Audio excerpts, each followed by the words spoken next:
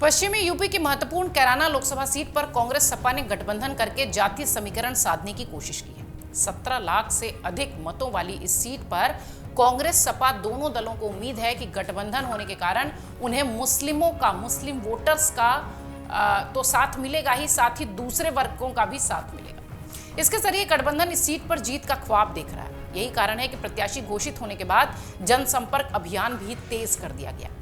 Kairana Lok Sabha seat की यदि बात की जाए तो वर्तमान में इस सीट पर बीजेपी का कब्जा है। बीजेपी से सांसद प्रदीप चौधरी यहां पर अभी काबिज है।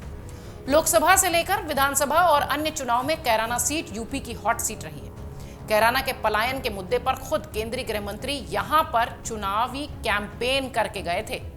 पश्चिमी यूपी में लोकसभा चुनाव के लिए आईएनडीआईए गठबंधन के लिए पहले जो तस्वीर थी उसमें आरएलडी कांग्रेस सपा को एक साथ रहना था, लेकिन आरएलडी एनडीए के साथ जा रही है।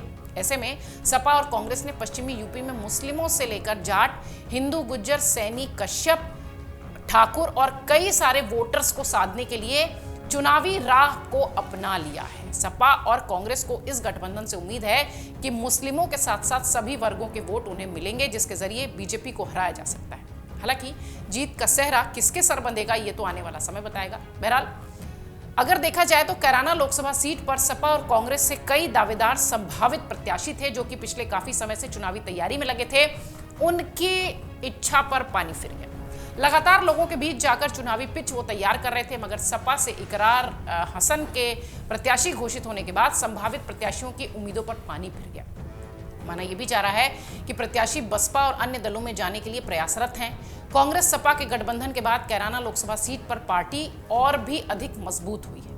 मुस्लिमों के साथ साथ प्रत्याशी को सभी वर्गों का मत मिलेगा, ऐसी तैयारी है। कांग्रेस सभी वर्गों को साथ लेकर चलने वाली पार्टी है, जिसके कारण सभी वर्ग के लोग मत देंगे। इधर घोषित प्रत्याशी को मजबूती के साथ चुनाव लड़ाया जाएगा, ऐसा दीपक सहनी कहते नजर आए, जो कि जिला अध्यक्ष हैं कांग्रेस के। सपा के कार्यों से पहले ही लोग प्रभावित हैं। सपा के साथ हर वर्ग का वोट है। सपा सभी को साथ लेकर चलने वाली पार्टी है। आरएलडी बीजेपी गठबंधन के बाद जिले में सपा और भी अधिक मजबूत हुई है। प्रत्याशी को मजबूती के साथ चुनाव लड़ाया जाएगा। सभी वर्गों की वोट ही पार्टी की जीत का आधार होगी, ये बात कहते दिखाई पड़े सपा के जिला अध्यक्ष अशोक चौधरी।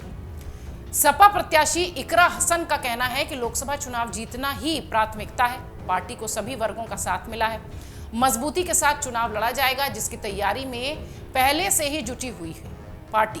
पिछले लोकसभा चुनाव में कैराना सीट पर बीजेपी से प्रत्याशी रहे प्रदीप चौधरी को 5,66,961 वोट मिले थे। सपा प्रत्याशी तबस्सुम हसन को 4,74,801 वोट मिले थे।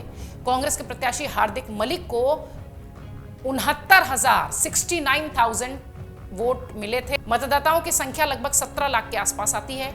अब इस सीट से, कैराना की इस सीट से सपा कांग्रेस के गठबंधन को बहुत ज्यादा उम्मीदें हैं, लेकिन यहां पर जो लोग तैयारी में थे, जो कार्यकर्ता तैयारी में थे कि कैसे वो चुनावी मैदान में उतरेंगे और कई सारे उम्मीदवार बनने की भी लाइन में थे, लेकिन अब ये सीट चूंकि गठबंधन के हिस्से में आ गई है तो अब इसका बंटवारा उसी तरह से हुआ है। देखना यह है कि ये गठबंधन खास तौर से कैराना सीट पर कितना काम करता है। अगर आप ये वीडियो YouTube पर देख रहे हैं तो हमारे चैनल को सब्सक्राइब करें और बेल आइकन को दबाना ना भूलें। अगर आप Facebook पर ये वीडियो देख रहे हैं तो हमारे पेज को लाइक करें।